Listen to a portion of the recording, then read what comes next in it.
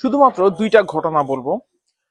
৭-৮ বছর আগে যখন আমি পোল্যান্ডে পড়াশোনা করতে আসছিলাম, তখন আমার সাথে প্রায় আরো 10 থেকে 12 জন স্টুডেন্টের মতো পোল্যান্ডে এসেছিল পড়াশোনা করার উদ্দেশ্যে। কিন্তু একমাত্র আমি ছাড়া আর কেউই পোল্যান্ডে নাই। তারা পড়াশোনাও করে নাই, তারা ওয়ার্ক ভিসায় কেউ কনভার্ট করছে, পরবর্তীতে দেশ ছেড়ে চলে গেছে। এই ঘটনাগুলো ঘটে গেছে। দ্বিতীয় ঘটনা, কয়েকদিন আগে একটা ছোট ভাই সে আমাদেরকে গ্রুপে একটা নিউজ জানিয়েছিল, যেটা সত্য মিথ্যা কেউ যাচাই না করে তাকে যথেষ্ট পরিমাণে বাজে কথা কমেন্টে বলা হয়েছে। এবং এমন এমন মানুষজনও দেখলাম যারা ওর বংশ নিয়ে কথা বলতে আসলে দ্বিধাবোধ করেন নাই।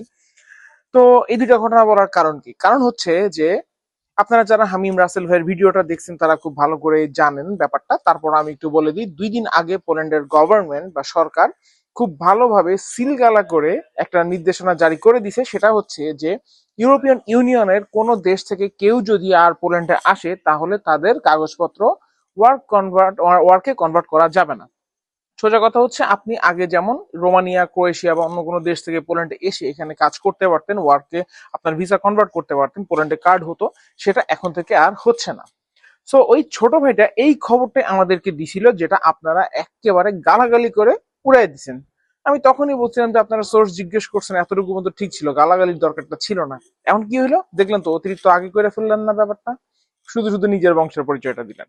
যাই হোক, আর দ্বিতীয়টা যেটা আমি প্রথম ঘটনাটা বললাম যে আমার সাথে যারা আসছিল তারা কেউ ছিল না, তখন আমার অনেক বন্ধু বান্ধবকে যারা তখন বাংলাদেশ থেকে আসার চিন্তা ভাবনা করতেছিল, তখন তাদেরকে আমি বলছিলাম যে যদি নিয়ত ঠিক না থাকে, পরবর্তীতে হয়তো এমন কোনো ভেজাল হবে যেটা আমরা আসলে রিকভার করতে পারবো না, বা আমাদের ভবিষ্যতের জন্য এটা অনেক কঠিন হয়ে যাবে। এন্ড গেস হোয়াট, পোল্যান্ডের সরকার এটাও নির্দেশনা দিয়ে দিছে যে যারা এখন থেকে পোল্যান্ডে স্টুডেন্ট ভিসায় আসবে তাদেরকে পড়াশোনা শেষ করতেই হবে, আদারওয়াইজ তাদেরকে ওয়ার্কের কনভার্ট করতে দিবে না। তাদের আপনারা স্টুডেন্ট ভিসায় এসে ওয়ার্কের জন্য অ্যাপ্লাই করে ভিসা ওয়ার্কে কনভার্ট করবেন, সেটা আর হচ্ছে না। চুদুর বুদুর চিলতনো ভাইয়া, চুদুর বুদুর চিলতনো সব বন্ধ হয়ে গেছে। সো রামিম ভাইয়ের ভিডিওটা দেখেন সবাই, ওখানে উনি লিঙ্ক সহ দিয়ে দিছে, অথেন্টিক অফিসিয়াল লিঙ্ক।